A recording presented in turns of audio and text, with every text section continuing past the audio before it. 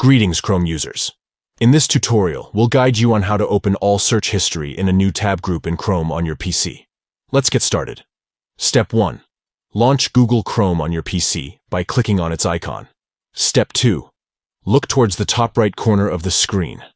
You'll find a button with 3 vertical dots. Click on it. Step 3. A drop-down menu will appear. Hover your cursor over the History option. Step 4. Click on the History option to access your browsing history. Step 5. Once on the History page, locate the By Group option at the top and click on it.